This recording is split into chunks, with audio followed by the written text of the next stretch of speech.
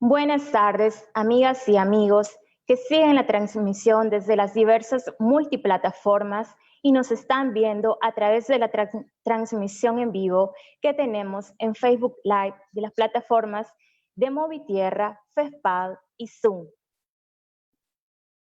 Bienvenidos a este primer foro virtual denominado Vivienda Adecuada, una herramienta para contrarrestar la COVID-19.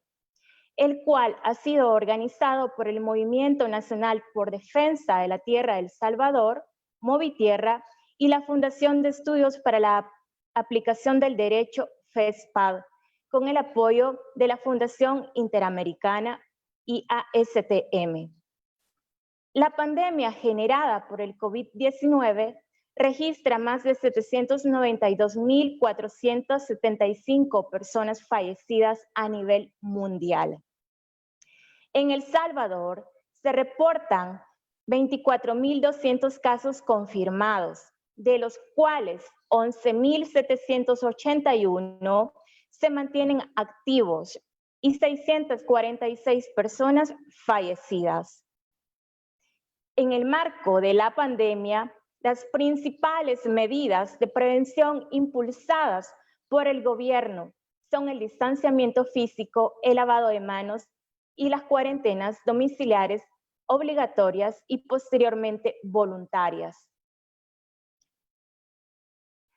La vivienda adecuada constituye un derecho fundamental que protege el interés que tiene todo ser humano de vivir en seguridad, en paz y dignidad en alguna parte. Con tal característica de derecho fundamental, el derecho a la vivienda adecuada ha sido reconocido por la Declaración Universal de Derechos Humanos, señalando en el artículo 25, numeral primero, que toda persona tiene derecho a un nivel de vida adecuado, que le asegure así como a su familia la salud, el bienestar y en especial la alimentación, el vestido, la vivienda, la asistencia médica y los servicios sociales necesarios. Por su parte, el Pacto Internacional de Derechos Económicos, Sociales y Culturales señala en su artículo 11, numeral primero, que los Estados partes en el presente pacto reconocen el derecho de toda persona a un nivel de vida adecuado para sí y su familia, incluso alimentación, vestido y viviendas adecuados, y una mejora continua de las condiciones de existencia. Los Estados partes tomarán las medidas adecuadas para asegurar la efectividad de este derecho, reconociendo a este efecto la importancia especial de la cooperación internacional fundada en el libre consentimiento. Es así como en nuestro país la desigualdad socioeconómica que coexiste es muy significativa, y esta pandemia por el coronavirus lo ha expuesto, ya que miles de hogares que se han visto afectados, entre ellos la población carente de vivienda para resguardarse y mucha población que la tiene, pero que no cuenta con el acceso a servicios básicos como el agua potable o la energía eléctrica en sus hogares. Hechos fundamentales para hacer resistencia de mejor manera a la pandemia. Cifras que seguramente se modificarán tras la crisis económica y social que estará produciendo y está produciendo la pandemia y las medidas gubernamentales. Una problemática no atendida son los asentamientos humanos en propiedad del Estado o propiedad privada. El gobierno, por medio del Ministerio de Vivienda, deben identificar los asentamientos humanos informales que hay en el país para forjar los vínculos precisos para que las comunidades puedan solventar su derecho a la vivienda adecuada a corto plazo y de forma permanente. En el contexto de la pandemia, una vivienda adecuada es concebida como una herramienta para frenar la propagación de la pandemia en el país y como el resguardo ideal para evitar el contagio, en virtud de lo cual es de interés para todas las organizaciones de la sociedad civil con enfoque de derechos humanos y especialmente el derecho humano a una vivienda adecuada y hábitat, hacer valoraciones sobre las condiciones de vivienda en El Salvador para hacer frente al COVID-19. Ante la situación antes descrita, se proyecta organizar este primer foro virtual, precisamente por el enfoque de derechos humanos. Damos la bienvenida a nuestros panelistas. Bienvenida Claudia Blanco, quien es arquitecta, máster en desarrollo local, labora en Fundasal desde 1997, coordinando proyectos de mejoramiento barrial y reconstrucción post-desastre, asistiendo técnicamente la producción social del hábitat y también ha acompañado formulación de políticas internas y públicas, así como procesos de investigación aplicada en el tema de vivienda.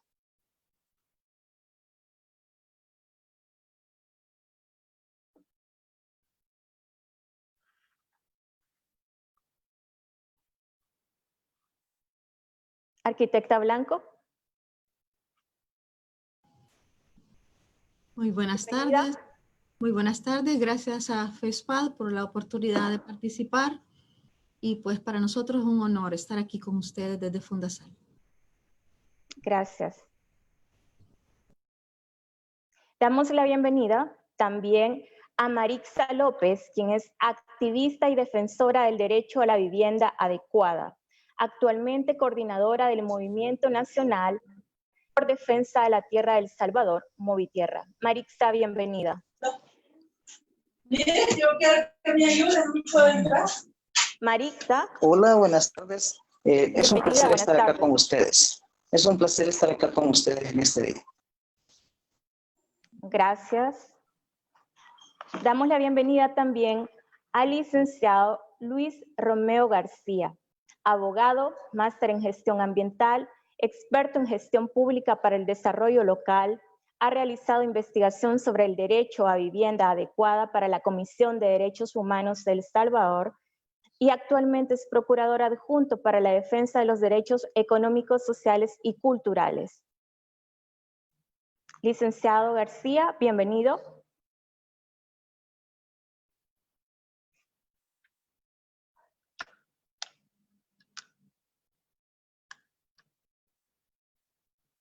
Licenciado García.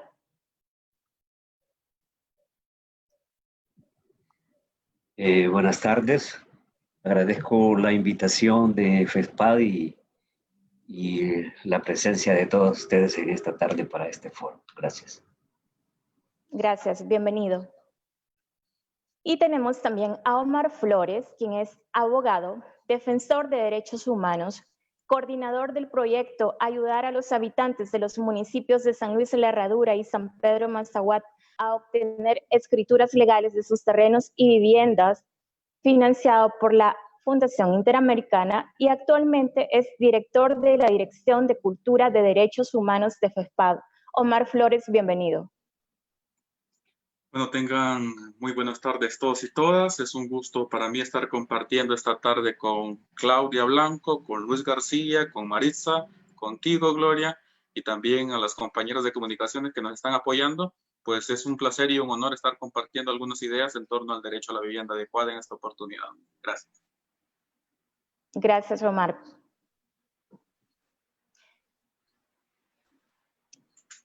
Comentar al respecto, previo a iniciar con nuestra ronda de participación, que la situación de vivienda en El Salvador no es alentadora, al registrar un déficit habitacional del 58% según datos del BID para el año 2012.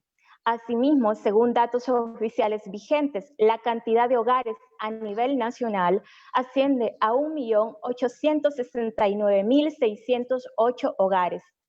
A nivel nacional también un 26.3%, equivalente a 491.706.904 de los hogares se encuentran en pobreza. Cifras que son alarmantes y precisamente para este año han crecido en relación al año anterior. A continuación, Omar Flores abordará la temática contextualización de la realidad nacional en torno a la satisfacción del derecho a una vivienda adecuada en tiempos de COVID. Bueno, gracias, Gloria. Pues en principio quisiera situar los comentarios que voy a hacer en torno a la situación actual del derecho a la vivienda adecuada en el marco de la pandemia por el COVID.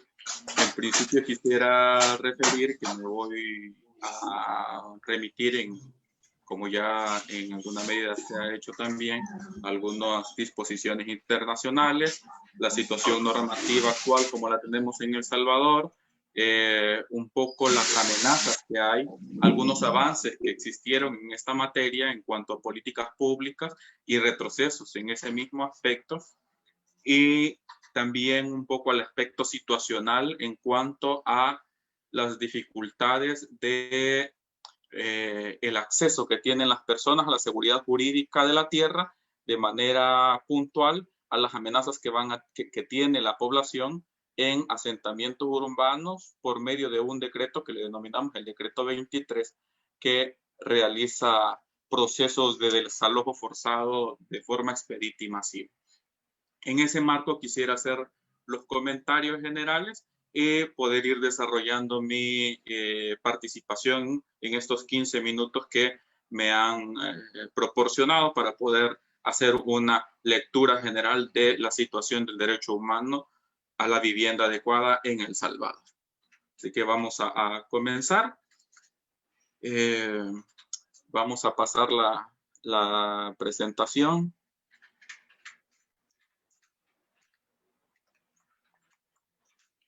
En principio, referir de que hay una aproximación conceptual sobre el derecho a la vivienda adecuada, y eso lo hace el Comité de Derechos Económicos, Sociales y Culturales.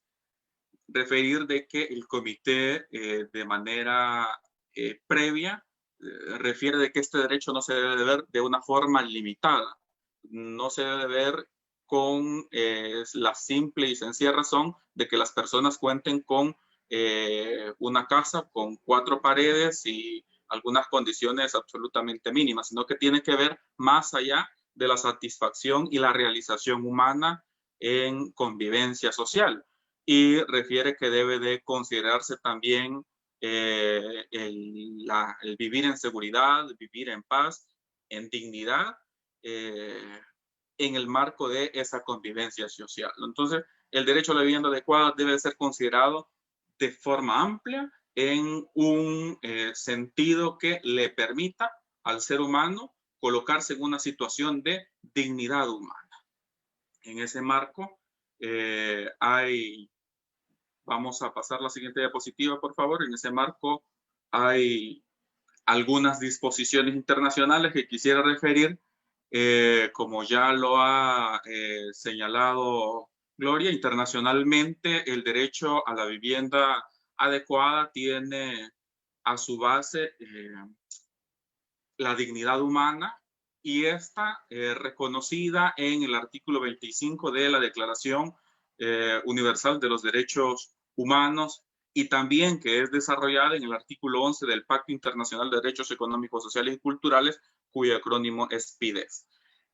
A su vez, el Comité de Derechos Económicos, Sociales y Culturales lo desarrolla en 2 observaciones generales. Uno es la número 4, la observación general número 4, que tiene que ver con el derecho a la vivienda adecuada en general, y el segundo es la observación general número 7, que tiene que ver con la garantía que tienen las personas de no sufrir desalojos forzados en el marco de la satisfacción del derecho a la vivienda adecuada. Este es el marco internacional y el desarrollo internacional que tiene este derecho a la vivienda adecuada. Ahora vamos a pasar a identificar algunos aspectos normativos, pero a nivel interno del país. ¿Qué es lo que tenemos dentro del país? Conociendo un poco el ámbito nacional, y nos preguntamos si existen esas condiciones, esos elementos que desarrolla la normativa internacional. Y en principio lo que debemos de decir que en la Constitución de la República, en el artículo 119, establece que se declara de interés social la construcción de viviendas. El Estado procurará que el mayor número de familias salvadoreñas lleguen a ser propietarios de una vivienda. Hay que decir que la jurisprudencia constitucional no reconoce el derecho fundamental a la vivienda adecuada. A partir de la redacción que tiene el artículo, por lo menos el desarrollo jurisprudencial ha llegado hasta ahí, no ha ido más allá. Pero tenemos esa disposición mediante la cual podemos realizar procesos de exigibilidad ante los tomadores de decisiones, todas las comunidades y todas las organizaciones de la sociedad civil. En normativa secundaria o las leyes secundarias, ¿qué es lo que tenemos? Hoy por hoy no tenemos una ley que desarrolle el derecho a la vivienda adecuada y hábitat con un enfoque de derechos humanos. Básicamente hay legislación que desarrolla un tema estrictamente mercantilista para la construcción de viviendas, pero no una legislación con un enfoque de derechos humanos. Se han tenido algunos intentos de promover legislaciones en el seno de la Asamblea Legislativa, pero no han dado los resultados esperados. En el 2012, organizaciones sociales presentan un proyecto de ley a la Asamblea Legislativa cuyo acrónimo le denominaron el ALVIS, que proponía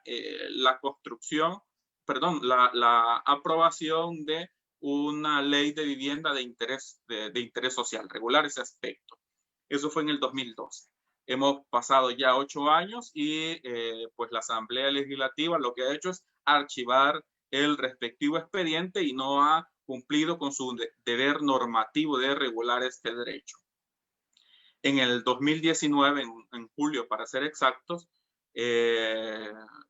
un grupo parlamentario, de manera concreta el grupo parlamentario del FMLN, presentó una propuesta normativa para regular el derecho a la vivienda adecuada y hábitat. Hoy por hoy no se ha tenido ningún desarrollo en cuanto a la discusión en el marco de esa propuesta.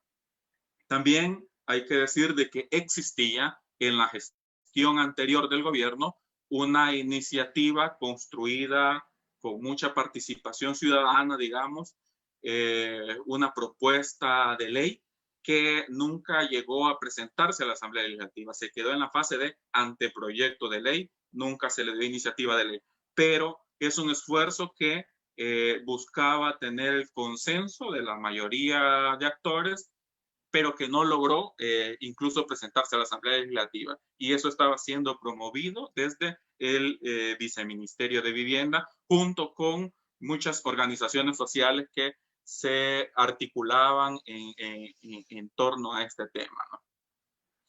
Entonces, en síntesis, podemos decir que en cuanto a la legislación secundaria, no hay ni una ley hoy por hoy que regule el derecho a la vivienda adecuada de manera general. Vamos a pasar al siguiente aspecto a valorar y quisiéramos comentar un poco acerca de si contamos con una política pública.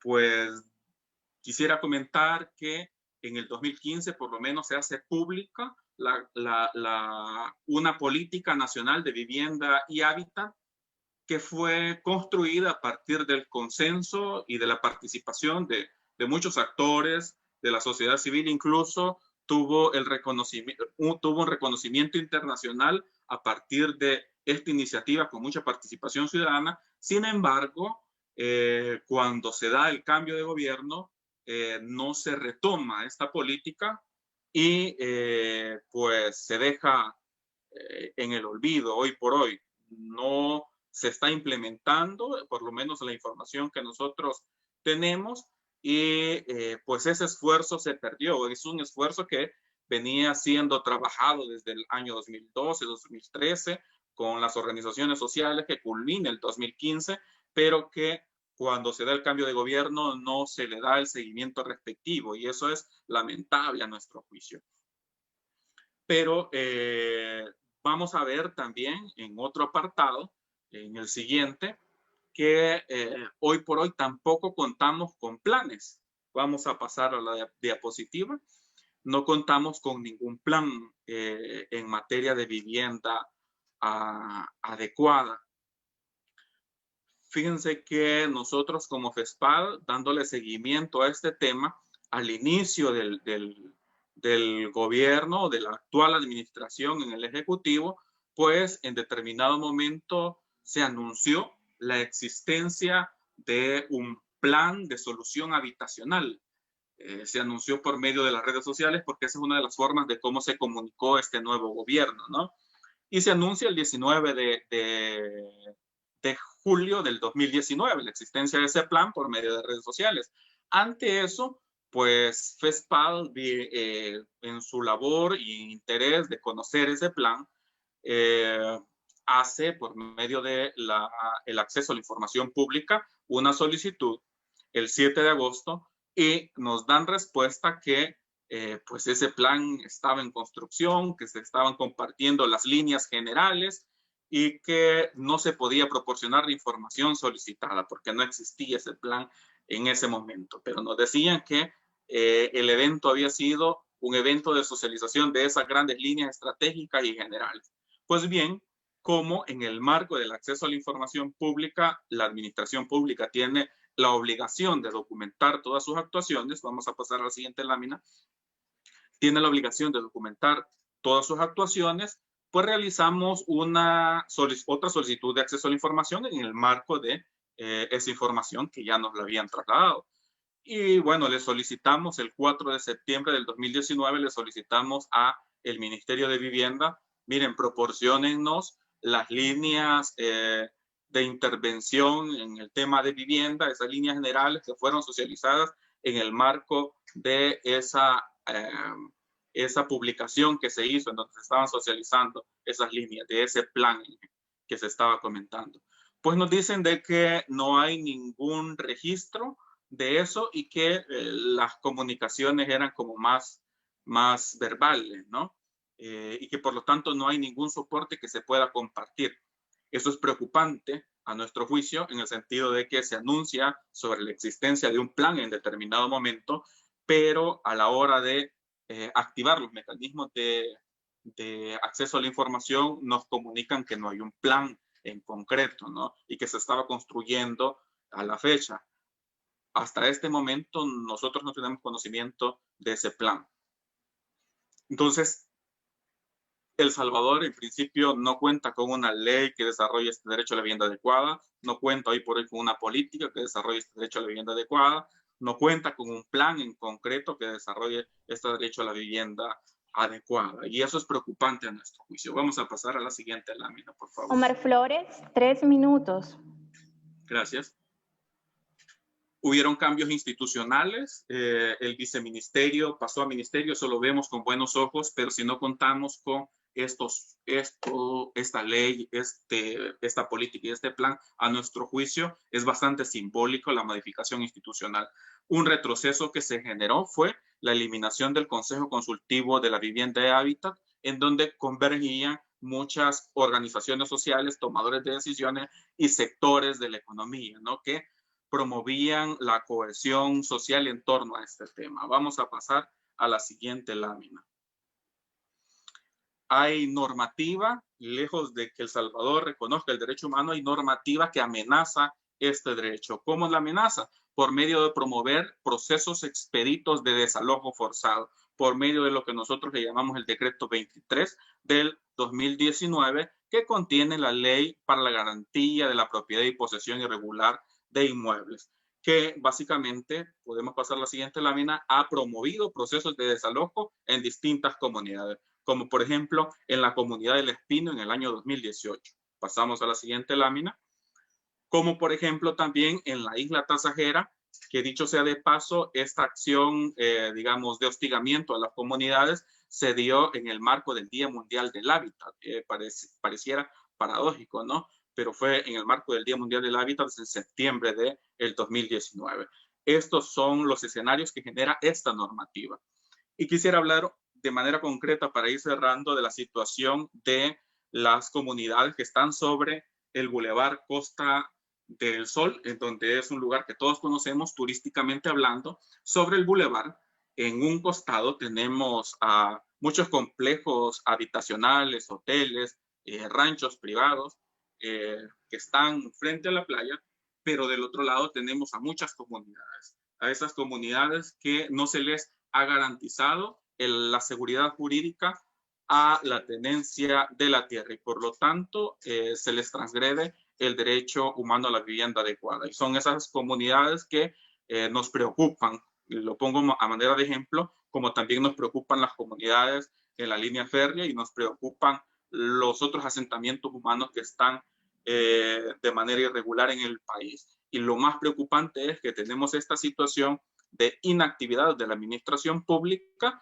de no garantizar por medio de ningún instrumento el derecho a la vivienda adecuada y frente a esta realidad, en donde hay un déficit habitacional, como ya lo decía Gloria, de 58% de acuerdo a los últimos datos del Banco Interamericano de Desarrollo, ¿no? Es un déficit habitacional muy fuerte, uno de los más fuertes de Latinoamérica. Con esto iría cerrando y referir que en este contexto, en este marco de inseguridad jurídica de la tenencia de la tierra, en este contexto en donde no se garantiza el derecho a la vivienda adecuada, entramos a una condición pandémica en donde las viviendas no garantizan el distanciamiento social, las viviendas no son una barrera para que el COVID-19 pueda detenerse, sino que son viviendas que ponen en condición de vulnerabilidad a la población en general. Gracias. Gracias, Omar Flores, por su intervención y por contextualizarnos en la realidad en torno a la vulneración del derecho a vivienda adecuada que se ha visto agravada por esta pandemia generada por el COVID. A continuación, vamos a estar atentos al desarrollo que Luis García hará de la temática una aproximación a la observación general número 4 del Comité de Derechos Económicos, Sociales y Culturales. ¿Se cumplen los elementos de la vivienda en El Salvador para ser considerada adecuada? Una pregunta que el licenciado García nos explicará. Gracias. Como ya ha sido abordado con mucha precisión, el derecho a una vivienda adecuada no está garantizado del todo en nuestra legislación y en la Constitución de alguna manera se encuentra bastante limitado, ya que lo reduce, como se explicó, básicamente a que la mayoría de personas lleguen a ser propietarias. La vivienda, como bien lo entendemos, es una aspiración humana desde principios de la humanidad. Es básicamente una condición de vida a la que aspira cualquier persona, sobre todo quienes nunca han sido propietarios de una vivienda, quienes han vivido en situaciones de marginalidad y quienes por una u otra razón han sido despojados o fueron despojados de ciertas propiedades que pudieron haber adquirido o heredado. En ese sentido, el artículo 119, como bien se determina, habla de la construcción de la vivienda. Habla de ser propietarios, ¿verdad? Independientemente de la propiedad o cualquier tipo de propiedad que se tenga. La observación general del comité va más allá y ofrece a través de ciertas políticas que debe implementarse a través de ciertas políticas del Estado, acciones para evitar los despojos, para evitar el desahucio, para evitar el hostigamiento y otro tipo de amenazas sobre la propiedad de la vivienda. Hemos conocido cómo en el desarrollo histórico de la Constitución de nuestra República han habido ciertos eventos contraproducentes que despojan a la gente y han despojado de tierras ejidales, tierras comunales, y se han determinado grandes extensiones para cultivar y de alguna manera promover la exportación de ciertos productos agrícolas, ¿verdad? A finales del siglo pasado y del siglo antepasado y a principios del siglo pasado se generó una serie de medidas que en lugar de asegurarle a las personas, sobre todo campesinos, productores, asegurarles el derecho a la propiedad, el derecho a una vivienda, fueron despojados de todas sus tierras. Desde entonces, la lucha por la adquisición de una propiedad, de una vivienda, ha sido en el país un eterno conflicto, ¿verdad? En razón de ciertas acciones positivas que se dieron en otros países, algunos gobiernos militares en los años 60 inician una construcción de mega obras, sobre todo en las áreas urbanas de las grandes ciudades, y en San Salvador se construyeron condominios, edificios, que de alguna manera fueron beneficiados ciertos sectores, como el sector de los maestros, que se les construyeron ciudadelas prácticamente para ese tiempo.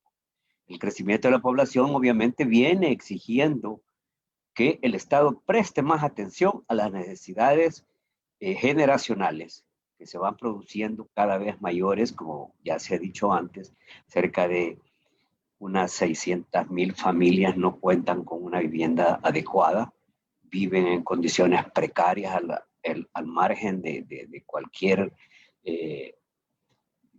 apoyo gubernamental. En ese sentido, se ha venido exigiendo al Estado una adecuación a los estándares mínimos de una vivienda. Por eso se pasó a decir una vivienda digna, pasamos luego a una vivienda adecuada que por lo menos llene 6 o 7 características esenciales que se señalan en la observación general número 4 del comité. Ello tiene que ver mucho con la seguridad jurídica, la ubicación, el acceso, la parte cultural de lo que se va a construir, los materiales, la seguridad, la sostenibilidad, su compatibilidad con el medio ambiente y el entorno que rodea a las comunidades, acceso a agua, luz y otro tipo de servicios como aguas servidas y alcantarillados, pero sobre todo que sean habitables. No vamos a hablar de solo construir un techo y 4 paredes como lo que ha pasado en razón de 2 o 3 eventos de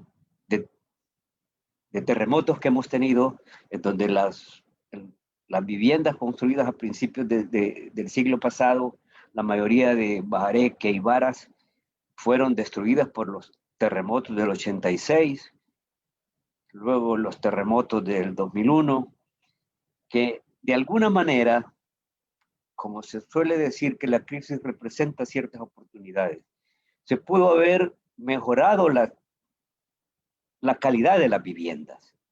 Ustedes llegaban antes a unas poblaciones que se caracterizaban por su forma de construcción arquitectónica, casas con corredores, enfrente de los parques.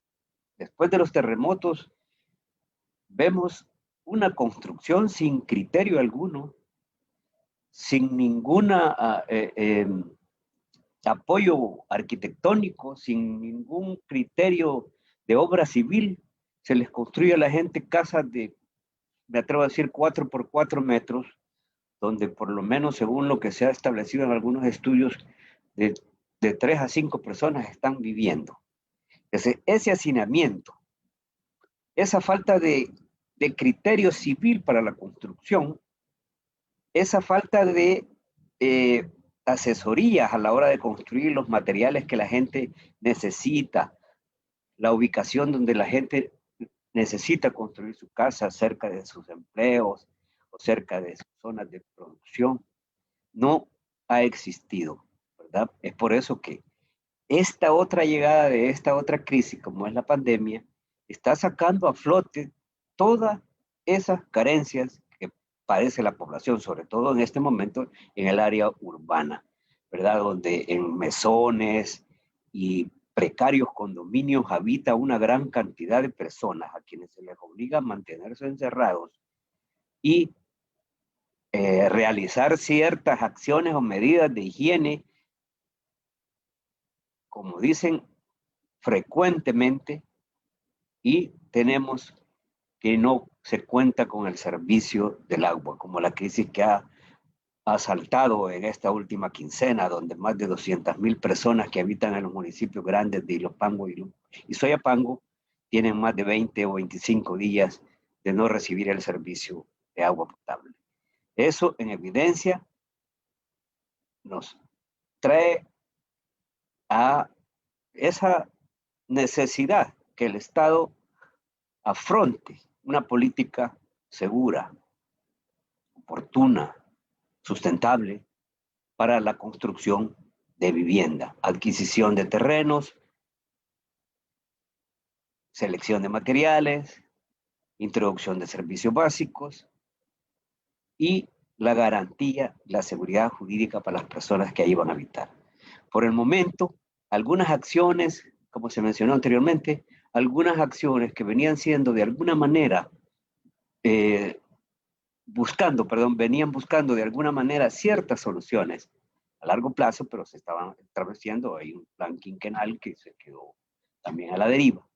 Se ha desmantelado desde el gobierno central toda acción positiva, toda acción de inclusión social en la lucha contra la pobreza. No se tiene ahora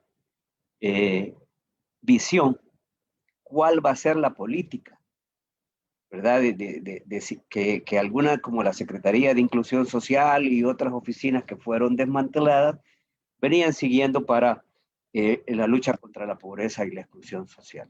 En ese sentido, la pandemia está sacando el rostro de la pobreza nuevamente y nos está exigiendo que el gobierno tome en serio por lo menos esas 19 puntos que tiene la observación general número 4 y las características esenciales, ¿verdad?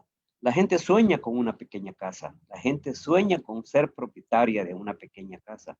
Ese es una lucha que si el gobierno no da muestras de vincular el derecho a la vivienda con todo el derecho a una vida adecuada, con todo lo que tiene que ser el derecho para el disfrute de una vida digna, vamos a ir nuevamente en retroceso. Ya con los efectos económicos de la pandemia nos dicen que vamos a retroceder 40 años. Si manteníamos una pobreza de 22, ahora podemos elevarla a más de 50. La pobreza extrema, que estaba básicamente a un 6-7%, puede llegar hasta un término de 25%. Hemos seguido y hemos dado seguimiento a ciertos desalojos. Las poblaciones vulnerables, sobre todo personas portadoras de VIH, adultos mayores y otro tipo de personas con discapacidad que no pueden seguir pagando un arrendamiento en los mesones de la ciudad, están siendo desalojadas o amenazadas con desalojarse. Y no hay una sola iniciativa del gobierno central para subsidiar este problema, ¿verdad? La observación general número 4 habla del derecho que tienen los grupos vulnerables de acceder a una vivienda, de contar con créditos, pero ahora resulta que como la única vía para obtener una vivienda en este momento implica una serie de requisitos bancarios que llevan desde un seguro de vida, pobladores, personas que portan VIH no son aptos para un seguro de vida con las compañías aseguradoras. Lo mismo pasa con personas que padecen cierto grado de discapacidad, donde las aseguradoras no determinan y no les dan acceso a un seguro de vida, por lo tanto tienen vedado el derecho a un crédito bancario, a un crédito financiero. En ese sentido, hay todo un componente de factores negativos que nos impiden ver un panorama más favorable en el tema de una vivienda digna y una vivienda adecuada para la población más vulnerable y de menor recurso de nuestra sociedad. Gracias.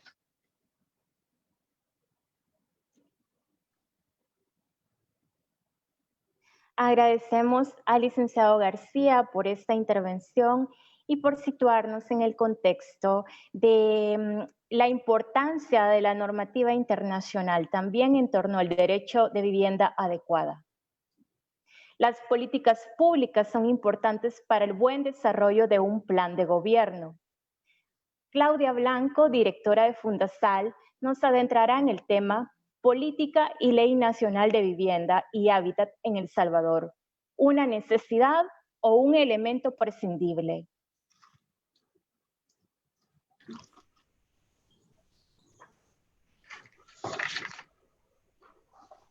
Muy buenas tardes. Vamos a ver una presentación que hemos preparado desde Fundasal para abordar el tema.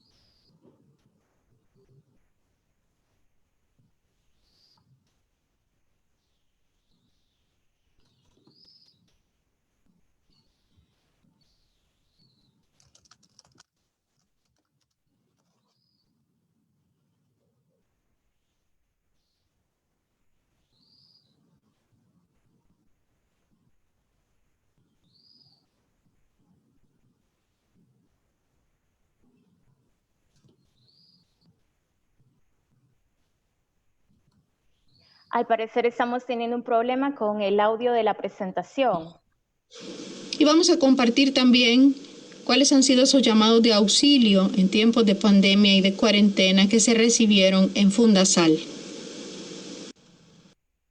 Vamos a hacer mención del dato más actualizado de déficit que tiene para El Salvador, que se encuentra en el estudio de Hábitat para la Humanidad Internacional, que nos dice que más del 80% de la población salvadoreña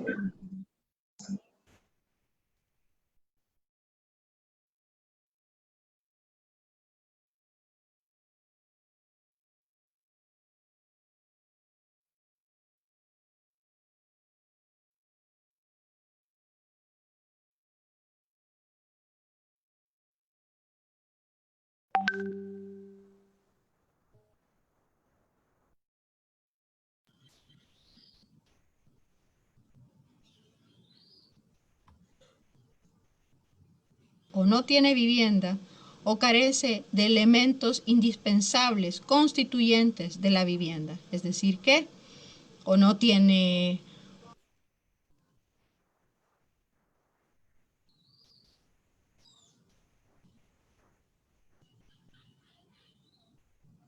unos materiales adecuados o vive constantemente con riesgo a derrumbe, a desalojo, a inundación, o se encuentra sin agua o sin servicios básicos.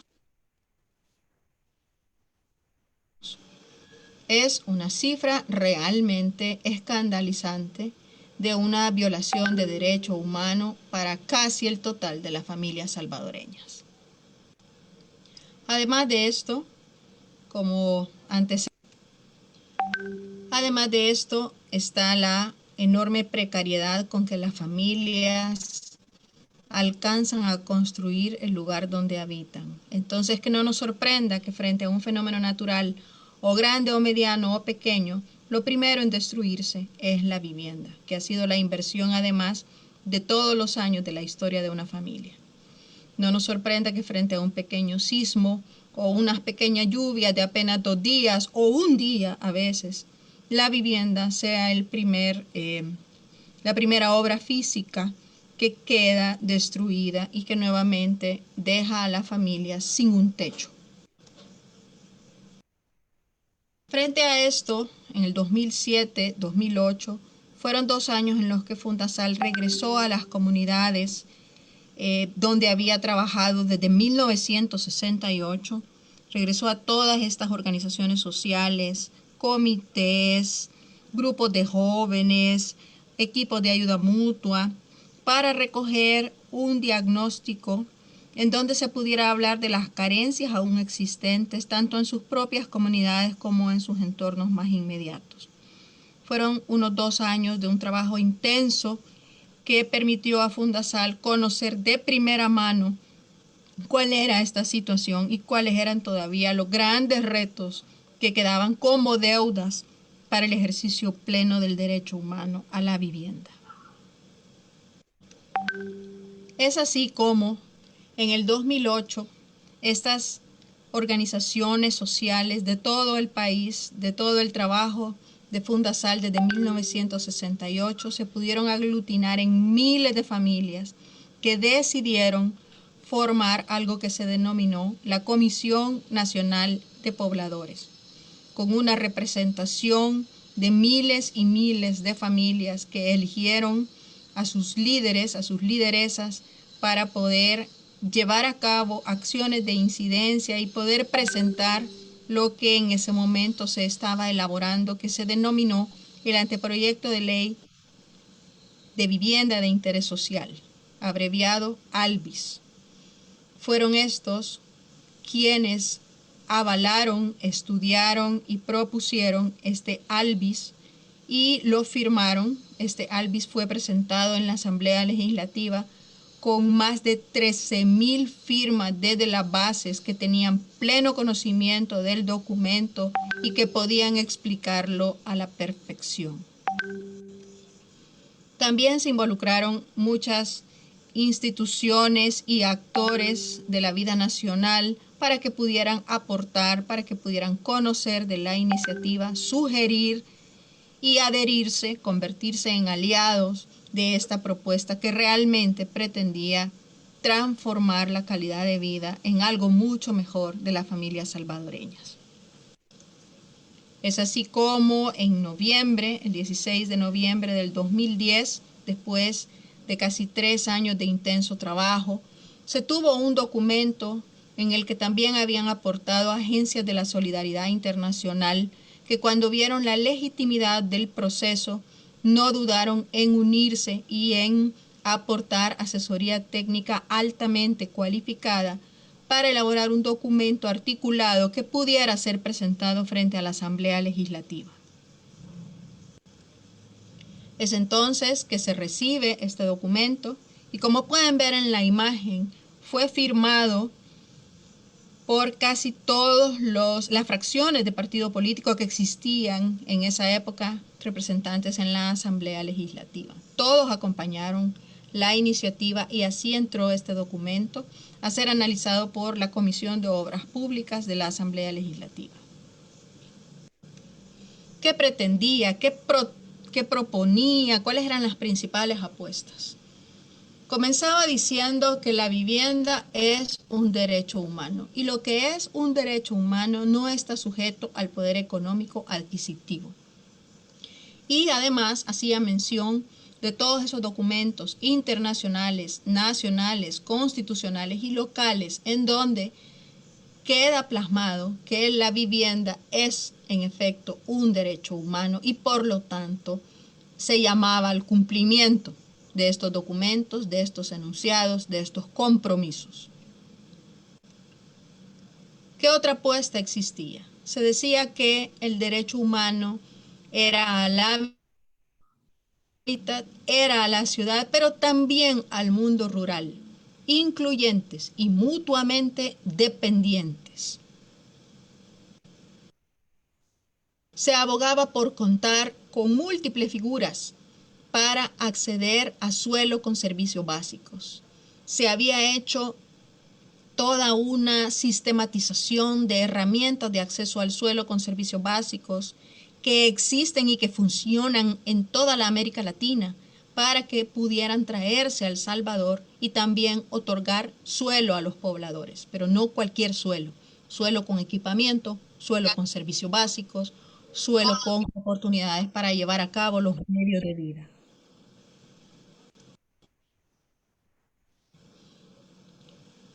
Una de las apuestas también hablaba de la respuesta a necesidades específicas, a contextos diferentes, a culturas y a climas distintos. Es decir, no a las recetas. Generar respuestas acordes al lugar, a la cultura, a la diversidad, a la producción de las propias familias para poder tener medios de vida, a la tradición, al clima específico. Es decir, una vivienda en donde la decisión de cómo debe ser venga de los propios pobladores y que sea desde los contextos, desde los entornos diferenciados. Se abogaba por el reconocimiento a la producción y a la gestión social del hábitat. ¿Qué quiere decir esto?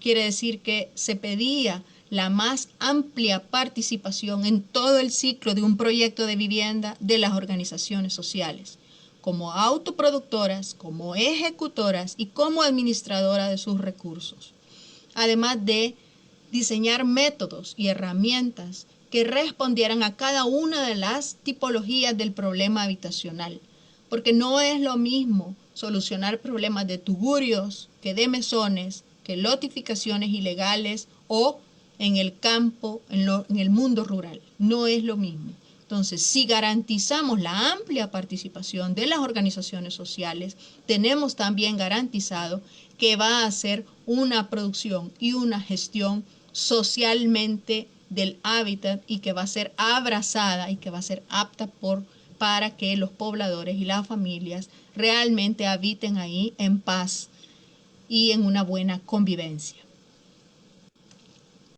Se pedía en el ALBIS, en este anteproyecto de ley de vivienda de interés social, incrementar el porcentaje para vivienda en el presupuesto general de la nación y se pedía al menos un 3%, dado que jamás se había puesto ni siquiera un 1%. A lo que no se le pone dinero, no se hace. Se pedía articular a todas las instancias de hábitat a nivel gubernamental bajo un solo plan nacional.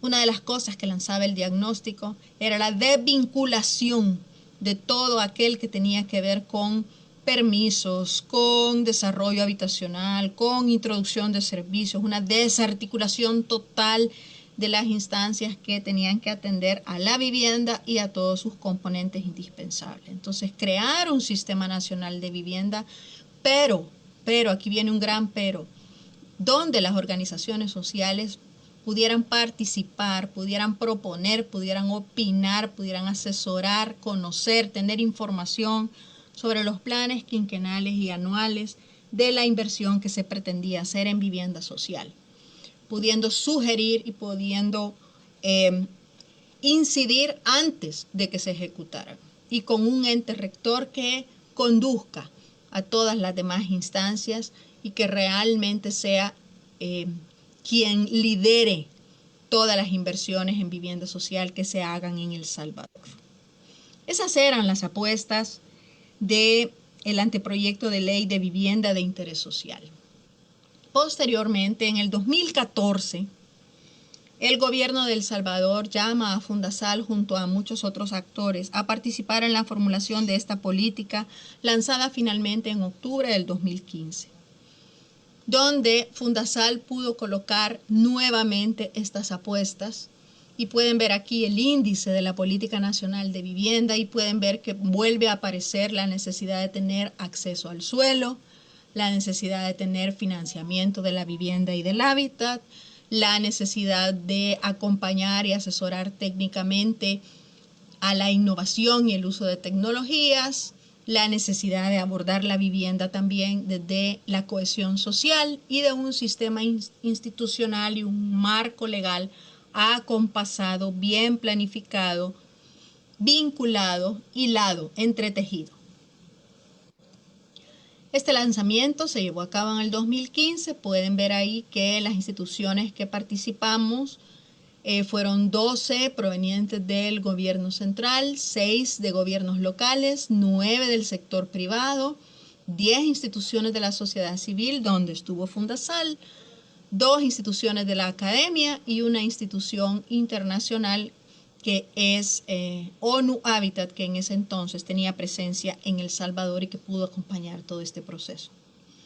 Visto que esta formulación había resultado tan exitosa desde algo que se llamó el grupo gestor, que es estos logos que les coloco acá en pantalla, visto el éxito que esto había logrado, el gobierno de El Salvador solicita a través del Viceministerio de Vivienda y Desarrollo Urbano que se caminara hacia una ley de vivienda y hábitat que abarcara las premisas y las apuestas que se habían plasmado en la Política Nacional de Vivienda para hacerlas una ley. Este fue un largo proceso, estuvimos varios años en este proceso formulando esta Ley Nacional de Vivienda y Hábitat, que más o menos tenía las mismas apuestas, con algunas más que otros actores pudieron incorporar. Sin embargo, nunca fue presentada a la Asamblea Legislativa y se quedó en un papel sin vida. Es pues lamentable, pero fue así.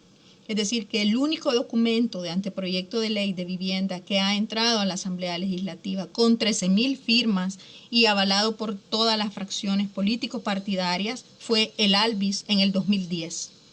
Posteriormente, la Política Nacional de Vivienda y Hábitat de El Salvador nunca elaboró un programa de acción, es decir, que se quedó en una política muy buena, formulada, pero sin una concreción ya a nivel territorial, y la ley de vivienda formulada a partir de este grupo gestor, pues nunca trascendió. Vamos a hablar de este proceso interesante que se llevó a cabo en Centroamérica, que fueron estos comités populares que se prepararon para llevar unas propuestas al Foro Urbano Mundial que sucede cada 20 años del Hábitat 3.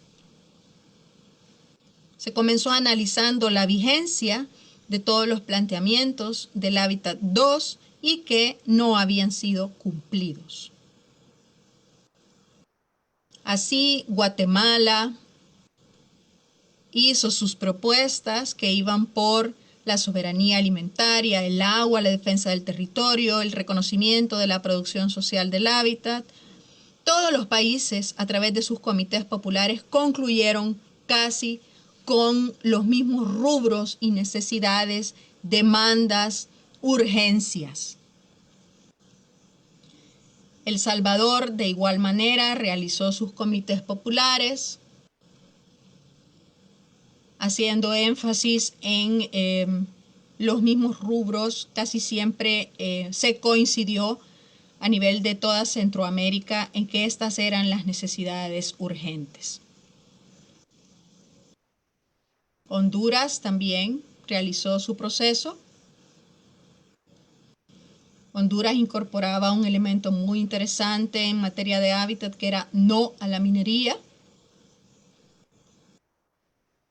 Nicaragua hizo también su proceso a través de los comités populares, y todas estas conclusiones fueron presentadas tanto en el Hábitat 3 como en eventos paralelos que se llevaron a cabo en Quito, y también fueron presentados al gobierno de El Salvador. Aquí están las principales apuestas de Nicaragua, Costa Rica de igual manera.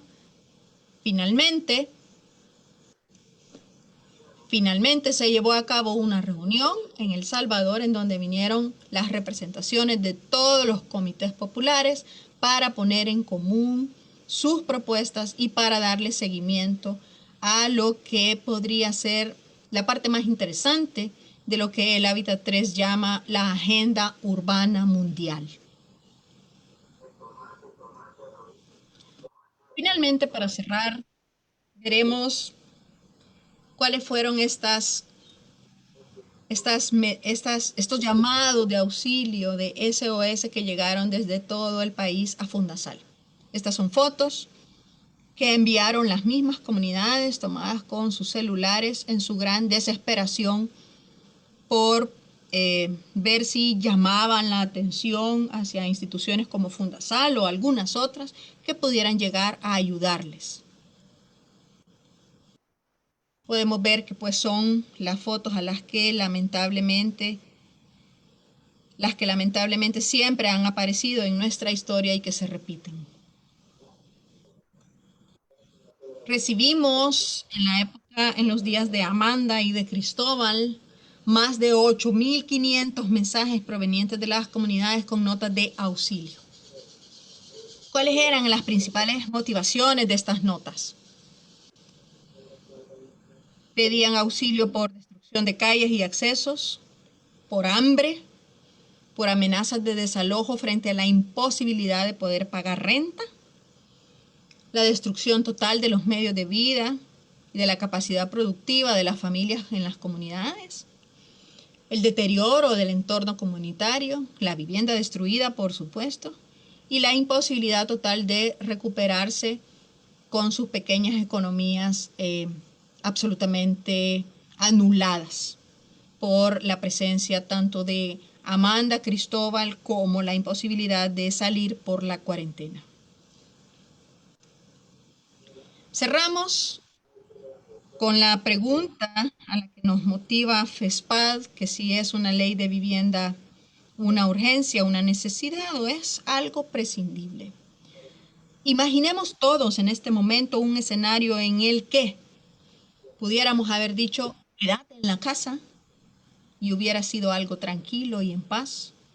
Hubiéramos podido decir, lávate las manos cada 20 minutos y en realidad cada familia hubiera podido tener agua de buena calidad y en abundancia para poderse lavar las manos cada 20 minutos.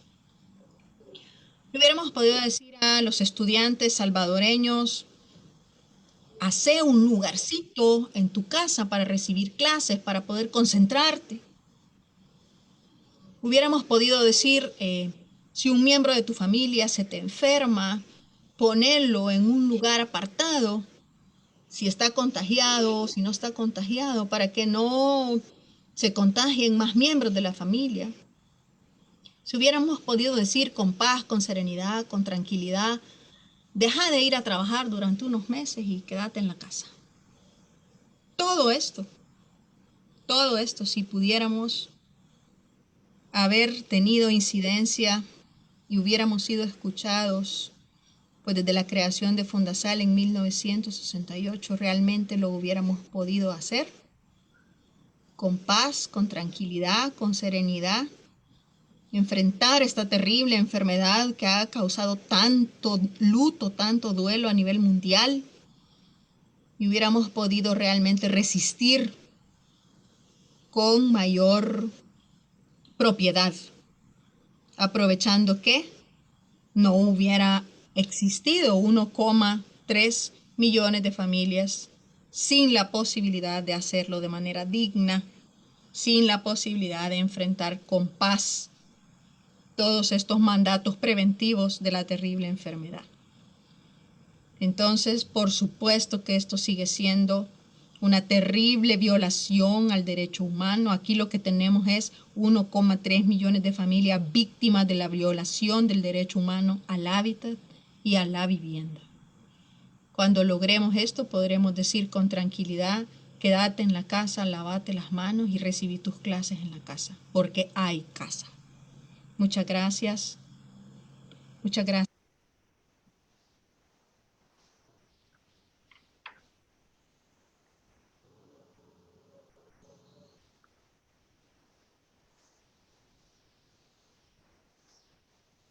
Gracias por su intervención, arquitecta Blanco.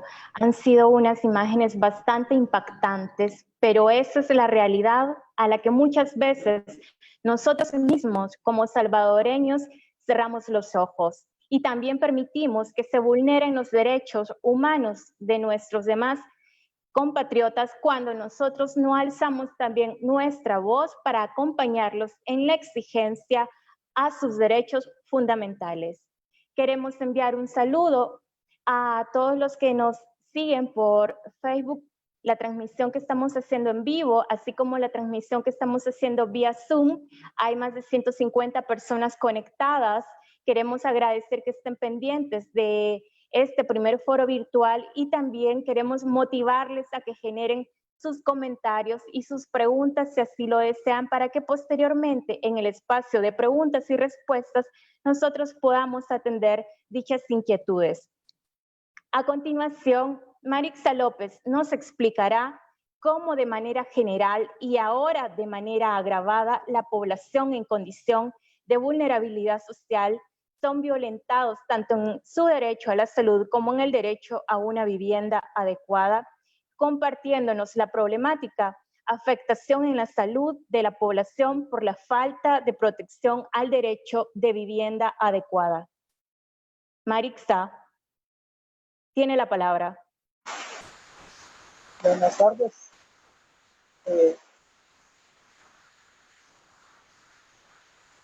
Hola, buenas tardes. Hola, hola. Escuchamos, Marixa. Ah, está bien. Bueno, tengan todos muy buenas tardes. Escuchando a mis compañeros que están ahorita exponiendo la situación de la vulnerabilidad del derecho a la vivienda en El Salvador, me doy cuenta de que esta situación no es algo nuevo, algo extraño, algo que nadie conoce. Podemos darnos cuenta que se conoce a nivel nacional, a nivel mundial. Hay declaraciones universales de derechos humanos que manifiestan el derecho a una vivienda adecuada. La pandemia ha venido a poner en claro que a pesar de todo lo que se sabe que muchos mesones ya no existen. Ahora cada vez son más comercios que mesones. Ya la gente de la población ya no haya para dónde hacerse, para dónde irse. Si hablamos de la parte de la costa, no solamente del Boulevard de la Costa del Sol, sino que la costa salvadoreña en sí, nos damos cuenta que los hoteles están metiendo ya en los manglares a la población.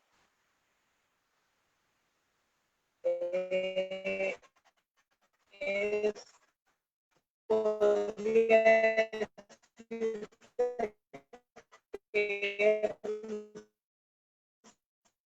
posible cuando se nos pide un GPS de una vivienda y resulta que hay una familia. Teníamos preparada una pequeña dispositiva para presentar una fotografía de lo que son las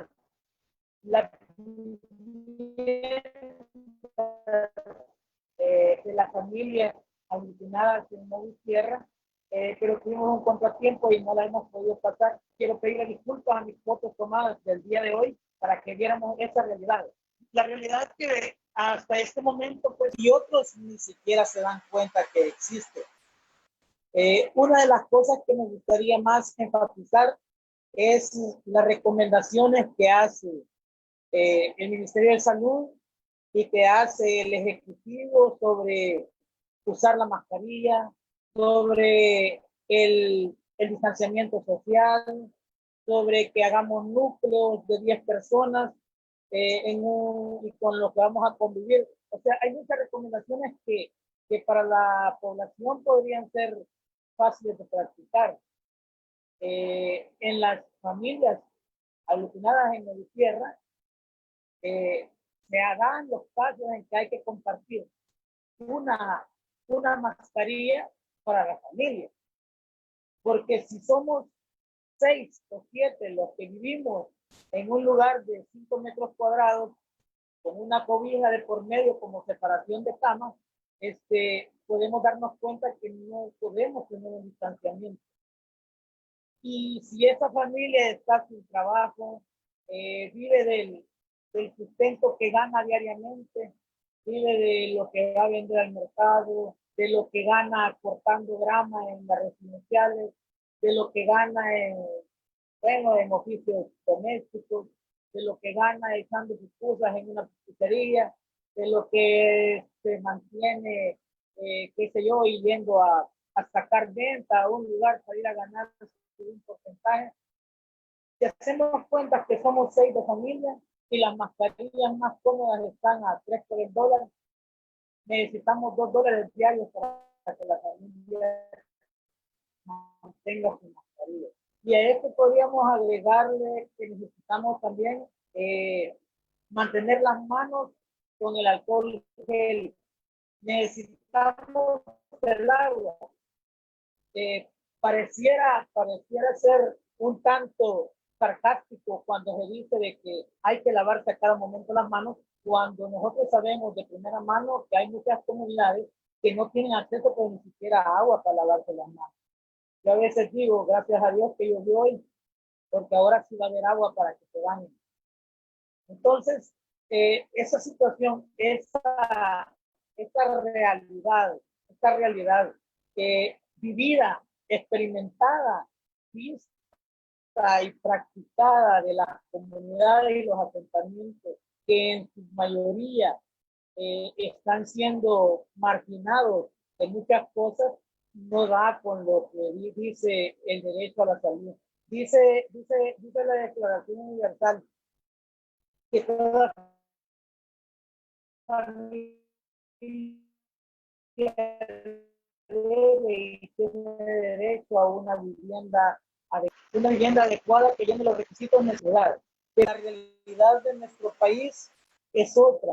En su mayoría, ahora ya ni siquiera los mesones, vuelvo a repetir, ya ni siquiera los mesones, esos apartamentos donde cuando se era joven y se podía pagar, se podía vivir, esos lugares, esos mesones donde se comparte un baño y un servicio para 7, 9, 10, qué sé yo, 15 familias, esas grandes colas en la madrugada para poder llegar a tiempo al trabajo, solo para medio asearse. Esas cosas eran dolorosas, pero ahora son peor, porque ahora hay lugares que la familia tiene un pedacito de unos 100 metros cuadrados y ahí viven 3, 4 familias. ¿Por qué se ha dado el hacinamiento familiar? Porque no hay viviendas. Y ya pero ni alquiladas se encuentran viviendas en El Salvador. Si nos damos cuenta, cada vez son más los comercios, las plazas, los multi-almacenes, los metrocentros, las comidas rápidas, que vivienda para que la gente pueda morar. Nuestra realidad se está volviendo bastante dura. En El Salvador hay una gran necesidad de vivienda. Se ha convertido la política de El Salvador, la política pública de la vivienda en El Salvador se ha hecho comercial. Si se tiene para poder dar una alta prima y poder pagar, qué sé yo, mensualmente grandes cantidades de dinero, se puede tener acceso a una vivienda. De lo contrario, difícilmente. Entonces, ¿dónde quedan las personas si el porcentaje de casi el 60% de la población de El Salvador está desempleada, si es que no es más? Entonces, ¿cómo vamos a accesar a una vivienda? Esto cada día se pone más peor, porque cada día la población va creciendo y va creciendo, los jóvenes van llegando a formar sus familias.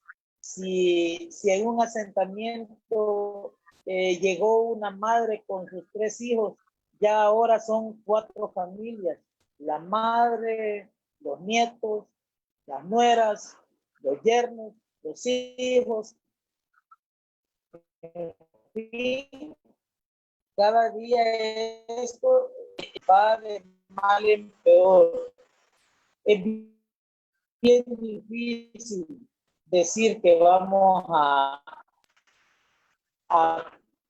tratar o vamos a poder mantenernos sanos cumpliendo las disposiciones o las sugerencias que hace el gobierno y el Ministerio de Salud cuando no existen los medios. Yo a veces me pregunto cómo podrán hacer algunos compañeros de Movitierra como por ejemplo en la parte de acá de Metapán, familias por toda la línea férrea, viviendo al borde de la laguna y no poder tomar agua de la laguna porque la laguna está más contaminada. Hay alguien que dice siempre, nosotros vivimos en dos aguas, en la maravilla de dos aguas, y ninguna de las dos nada. Esa contaminación ambiental que existe, para donde van tirando cada día a las comunidades, es una marginación completa. No es solamente un atropello a los derechos humanos, prácticamente es destrozar en sí el derecho humano a la vida. Se le está negando más vulnerable ese derecho, y no se le ha negado de estos días por la pandemia, se nos ha negado durante años y años y años y años atrás. Eso se ve claro después de escuchar a los compañeros que acaban de anteceder. Todas las cosas que se han intentado hacer, todas las luchas que se han llevado a cabo, y el Estado, el gobierno y todos los demás nunca le han puesto ningún interés a esta parte de la población. La solución fue hacer la vivienda comercial y se acabó, sin pensar que muchas familias no tienen ni siquiera acceso a un trabajo. Con la situación de la pandemia, nosotros a través del monitoreo que tenemos en nuestras comunidades, nos hemos podido dar cuenta de que han sido violentados sus derechos a los laborales. Los han despedido sencillamente de donde trabajan y no hay transporte. Han sido despedidos sencillamente porque ya no alcanza el patrón a pagar y les han estado dando un 25% de su salario. Y me pregunto, y lo que va a dar el gobierno, ese porcentaje del sueldo de los empleados que va a dar el gobierno, ¿le va a llegar al empleado que fue despedido o le va a quedar al propietario de la empresa?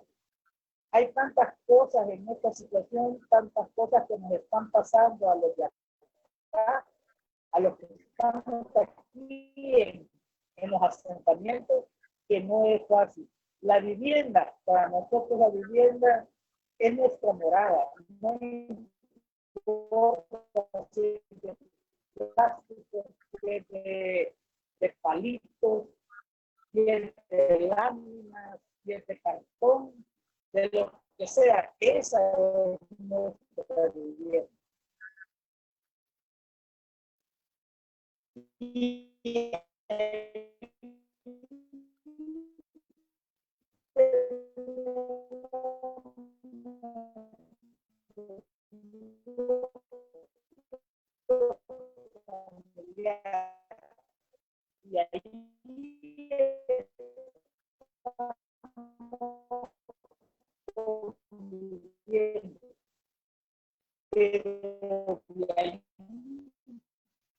para afuera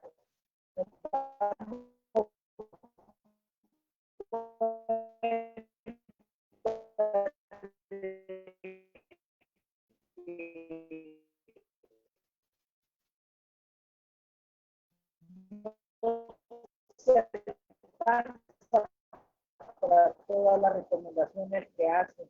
Y cada vez nos sentimos, como quien dice, más abandonados.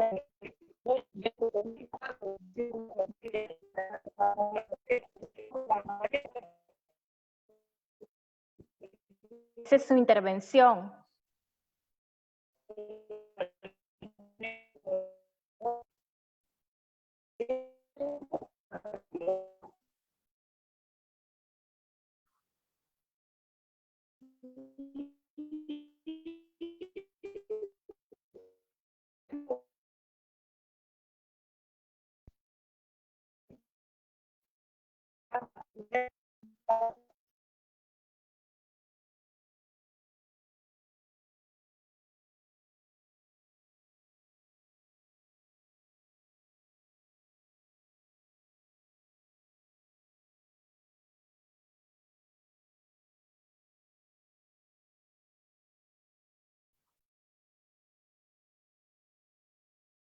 Agradecemos la explicación que Marixa nos ha dado. Al parecer ha tenido problemas de conexión. Lamentablemente hay una fuerte lluvia en la zona del occidente del país y Marixa se encuentra conectada desde el occidente del país.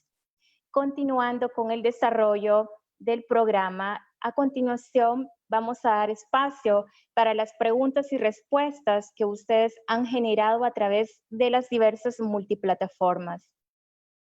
Todavía también es momento, ¿verdad? Si no lo han hecho, todavía en este momento pueden ustedes escribir sus preguntas o sus comentarios. Queremos saludar al Comité de Apoyo en Acción de la Comunidad Madre El Salvador, quien nos ha escrito. Muchas gracias por estar pendiente de esta transmisión. Queremos saludar también a la membresía de Movitierra por estar pendiente de esta transmisión en vivo. Queremos saludar a las personas que nos sintonizan desde otros países, que también nos han escrito. Muchas gracias. Una de las preguntas es la siguiente. ¿Existe una manera de presionar al Ejecutivo a proporcionar la información solicitada por medio del acceso a la información pública? Otra pregunta dice, ¿cómo nos pueden solucionar cuando hay hasta 6 familias en la misma casita en la comunidad Madre El Salvador? Otra de las preguntas que nos han llegado es, ¿cuáles han sido las principales problemáticas de la vivienda para enfrentar al COVID? Podemos ir dando respuesta a esas interrogantes y en eso vamos ubicando otras preguntas que se vayan generando mientras ustedes, panelistas, van respondiendo, por favor.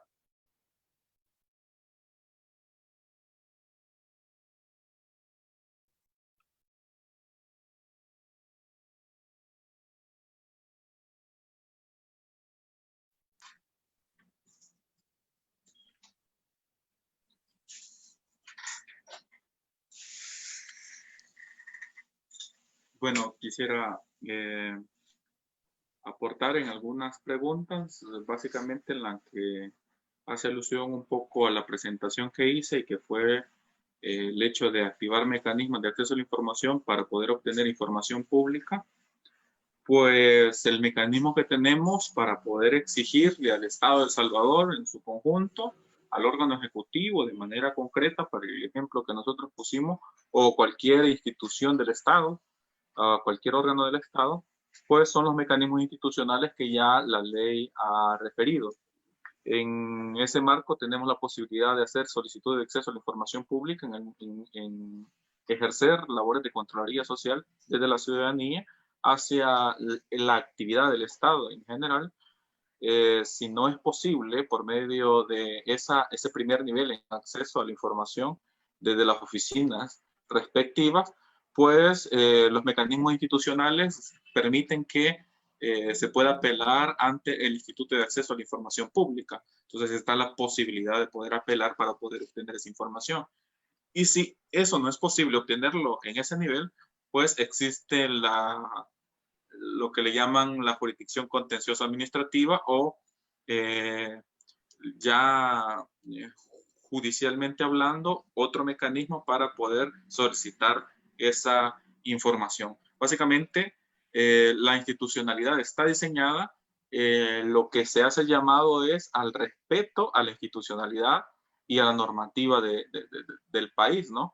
Obviamente también la ciudadanía tiene otras formas de exigir, tenemos otras formas de exigir, desde una conferencia de prensa, desde un plantón en algún punto en particular, desde las expresiones en medios de comunicación que podamos desarrollar. Entonces, yo creo que la ciudadanía en general se debe de activar para poder en determinado momento exigirle al Estado, no solo la información pública, sino que satisfaga el derecho a la vivienda adecuada. Hay un déficit habitacional muy alto, hay cifras conservadoras, pero aún las cifras conservadoras son muy altas en el déficit habitacional y pues la responsabilidad es del Estado. El Estado tiene una responsabilidad importante.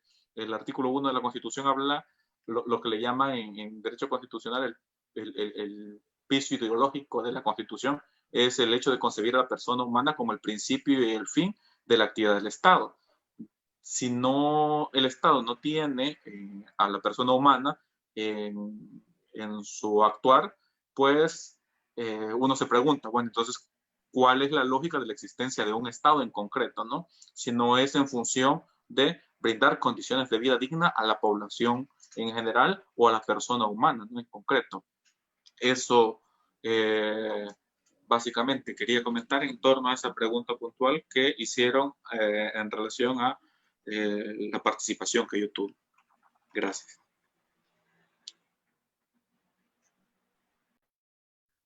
Gracias, Omar Flores. Damos la palabra a la arquitecta Blanco. Ella nos responderá la pregunta que ha hecho Sergio Rivas: ¿cuáles han sido los principales problemas de las viviendas para enfrentar el COVID? No debe sorprendernos que seamos una sociedad, un país con incapacidad para enfrentar este gran problema de la pandemia. Y no debe sorprendernos tampoco que un terremoto de bajo grado bote casi todas las viviendas del país en diferentes zonas, o que unas lluvias de 2 y 3 días causen los estragos que causaron Amanda y Cristóbal. Si una institución de la sociedad civil como es Fundasal, en un periodo de 3 días de Amanda y Cristóbal recibió 8.500 solicitudes de auxilio en términos de hábitat y vivienda, eso quiere decir realmente que la fragilidad y la vulnerabilidad en la que nos encontramos nos pone en una terrible desventaja. Los datos que para nosotros son válidos son los datos que lanza el diagnóstico más actualizado y confiable que conocemos, que es un estudio que está en línea, que se puede obtener, que es un estudio sobre la vivienda en Centroamérica, realizado por Hábitat para la Humanidad Internacional. Estos datos utilizan las cifras de los mismos censos poblacionales, es decir, que son cifras oficiales. Y para El Salvador, dice que hay 1,3 millones de familias con una o varias carencias en su vivienda. Una o varias o todas. Eso es el 80% de las familias en El Salvador. Ese es el dato que Fundasal cree, porque esa es la realidad en la que caminamos todos los días.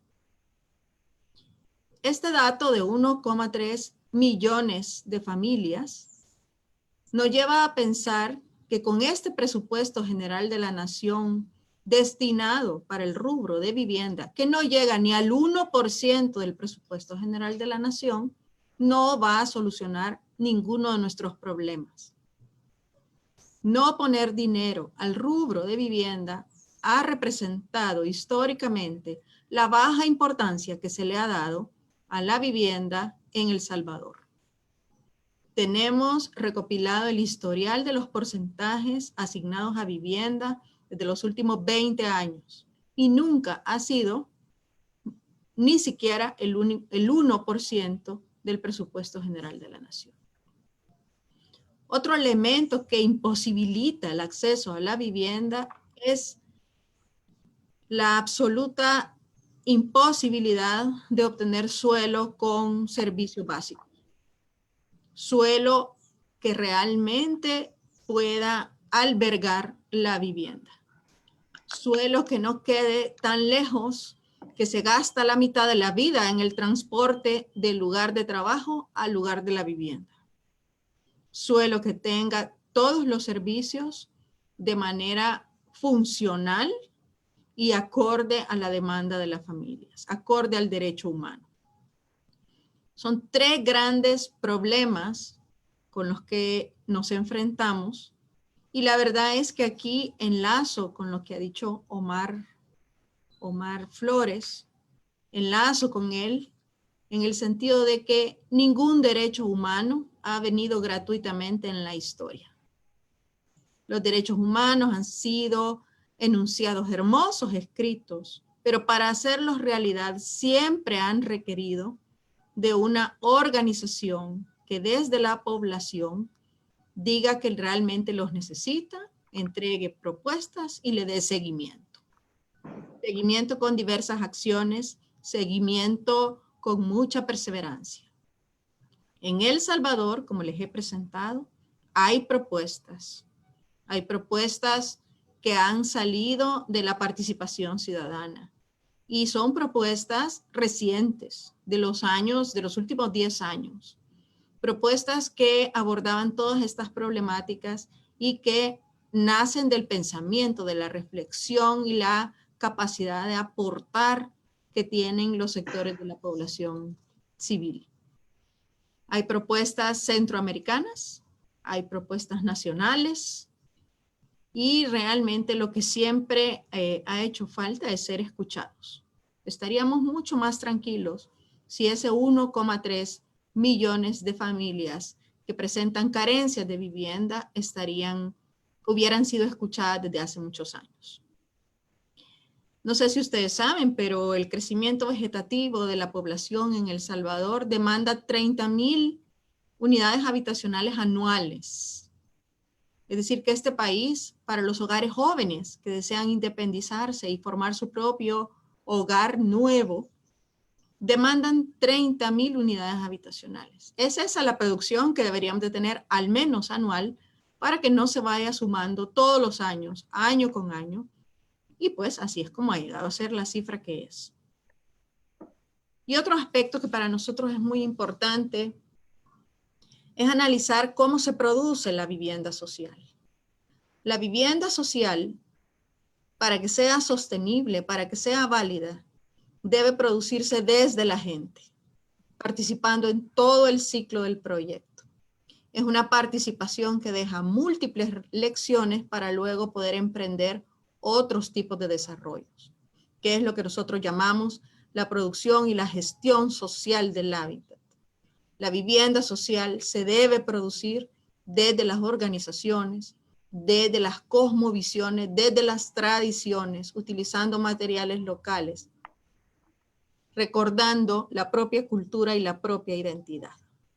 Porque si no, vamos a seguir teniendo ese fenómeno mundial que es que existen millones de viviendas producidas, deshabitadas, y millones de familias con una enorme necesidad de tener vivienda. Eso de verdad debe interpelarnos, debe cuestionarnos sobre la manera en la que se produce la vivienda social.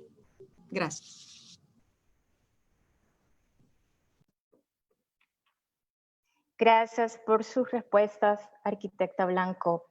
También tenemos la pregunta que nos hace Eric Nuxon y es la siguiente. ¿Qué esperanza tiene la gente con vivienda precaria o simplemente que no tienen con el actual gobierno? ¿Quién guste contestarla de los expositores?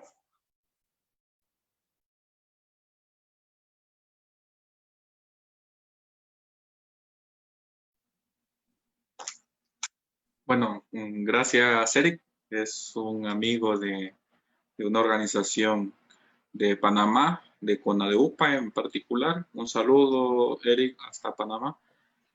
Pues en principio, referir de que yo creo que la ciudadanía en general debe de verse como sujeto de derecho y actor político que debe en determinado momento de ser un protagonista en el marco de la exigibilidad de su derecho. Y no esperar y olvidarse de una concepción paternalista en donde el Estado por buena voluntad, digámoslo así, o por inercia o por el desarrollo positivo de las cosas, va a satisfacer los derechos humanos en general y el derecho humano a la vivienda adecuada en particular. Creo que, como como ya lo dijo la arquitecta Claudia, la organización popular es muy importante y la generación de las propuestas es muy importante.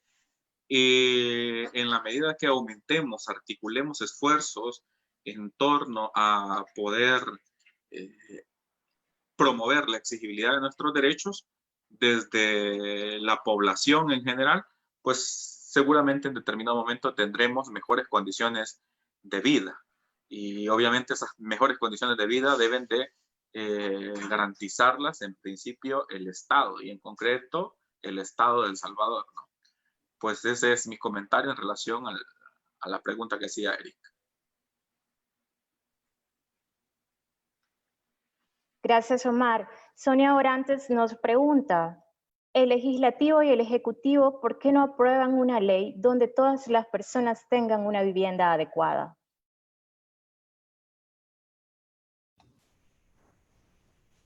¿Quién desee contestarla? Bueno, yo brevemente, quizás esto realmente se lo deberíamos de preguntar a ellos, ¿verdad? Un día se los vamos a preguntar. Podríamos hacer conjeturas de por qué. En primer lugar, tenemos un sistema, un Estado que ha creído que el mercado, el libre mercado, puede satisfacer el derecho humano a la vivienda. Y lo sigue creyendo. Sigue pensando que todo el desarrollo privado inmobiliario va a llegar a satisfacer el 1,3 millones de familias que tienen graves carencias en su unidad habitacional. Sin embargo, ya la historia debería decirnos claramente que esto no ha sucedido. Eso es una conjetura. Otra conjetura es que se ha invertido más en otros rubros y no ha existido la fuerza ciudadana suficiente de la paz. Fundasal hizo cerca de 9,000 unidades habitacionales en esa época gracias a la solidaridad internacional, con ayuda mutua, todo. Sin embargo, cuando ya sabíamos que el programa de reconstrucción post-terremoto 2001 iba terminando, hicimos un diagnóstico para conocer de todas las carencias que todavía quedaban en la región. La cifra superaba, pero por mucho, la cantidad de viviendas que nosotros habíamos podido impulsar en la región. El tema del acceso al suelo en la región de La Paz era gravísimo, sigue siendo gravísimo. El tema de la contaminación de los ríos ya era muy grave en el 2001 y se ha incrementado. El tema de la explotación de pétreos que causa graves impactos en los asentamientos que colindan los ríos representa una crisis para los pobladores de La Paz. Y sin embargo, el programa nuestro había terminado, porque una ONG como Fundasal realmente lo que puede hacer es crear modelos, pero la extrapolación nacional de esos modelos, pues la deben de hacer las instancias gubernamentales. El método se valida con la experiencia. La estrategia se valida con la experiencia. Pero los recursos tienen que ser del presupuesto general de la nación para que abracen ese 1,3 millones de familias con carencias graves y siendo víctimas del derecho humano, de la falta de derecho humano a la vivienda. Esa es una segunda conjetura. Una tercera conjetura, es decir, vamos por la primera de que se ha creído que el mercado lo va a solucionar, vamos por la segunda, que no ha existido una fuerza ciudadana que realmente lo demande, y entonces ahí todos debemos de pensar cuánta culpa tenemos de esto. Y una tercera conjetura podría ser que hay unos intereses muy importantes, muy fuertes, que las instancias de gobierno no se permiten tocar. Y es porque aquí hay que tocar la tenencia de la tierra. Por ahora, pues no podemos hacer viviendas en el aire. Por ahora no podemos hacer viviendas en los árboles. Por ahora no podemos hacer viviendas flotantes. tienen que ser en un suelo urbanizado con servicios básicos. Y en El Salvador, todos lo sabemos, la concentración de la tenencia de la tierra es un tema al que muy pocos están dispuestos a aproximarse, porque son grandes poderes los que están detrás de esto. Son 3 conjeturas, pero sería muy interesante preguntárselo a los diputados. Gracias. Gracias, arquitecta, por su respuesta. Y tenemos una pregunta más para Marixa López. La pregunta es la siguiente, y la hace Reina desde la comunidad del Mozote. ¿Qué deberíamos hacer para exigir nuestro derecho a una vivienda digna?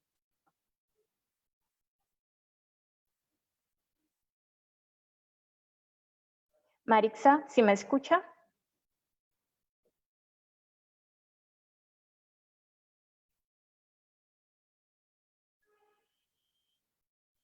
Marixa. Bueno, comentar que tenemos muchas preguntas que se están haciendo a través de los medios que hemos establecido. Hola, Marixa. Marixa, ¿me escucha? Hay una pregunta para usted.